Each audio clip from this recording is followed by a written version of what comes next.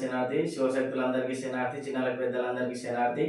స్వామి ఎవరైతే కొత్తగా అమ్మవారు వచ్చే వాళ్ళు ఉన్నారో, స్వామి గారు అది నరసింహస్వామి కానీ, శివయ్య కానీ, ఎల్లమ్మ తల్లి, మైసమ్మ తల్లి అమ్మవార్లు వచ్చే వాళ్ళు ఉంటారో, వాళ్ళు కొత్తగా వస్తుంది కాబట్టి వాళ్ళకి ఏం తెలియదు స్వామి. వాళ్ళకి ఏం తెలియక చిక్కులలో పడుతుంటారు.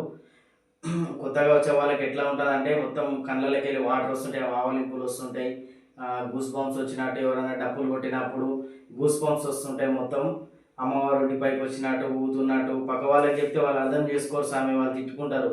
అరే ఏంది, ఏం లేదు నీకు, ఎందుకు ఇట్లా చేస్తున్నావు, అన్ని లేనిపోను అని పెట్టుకుంటా, మనకు ఆనా నుంచి లేదు ఈనా నుంచి లేదు అని అంటే అవతారం ఎత్తుకొని అమ్మవారు ఆదిశక్తి పరాశక్తి ఒంటి మీదకి వచ్చినప్పుడు అవన్నీ ఏమి ఉండవు స్వామి. ఎవరైనా ఆమకాల కిందకే రావాల్సిందే.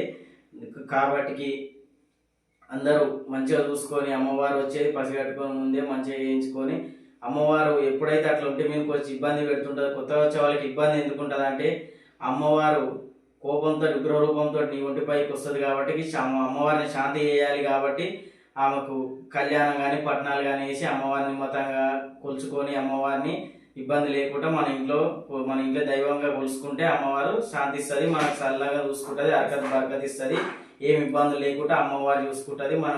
మనం ఒక మెట్టు ఎక్కాలంటే అమ్మవారిని ఫస్ట్ ఎత్తుకోవాలి. అమ్మవారిని మనం ఎత్తుకుంటే అమ్మవారు మనల్ని ఎత్తుకుంటుంది స్వామి. అందుకని నీ మాట చెప్తున్నా, వేరే తీరుగా తీసుకోకండి. ఓం నమః శివాయ. అందరికీ శనార్థి.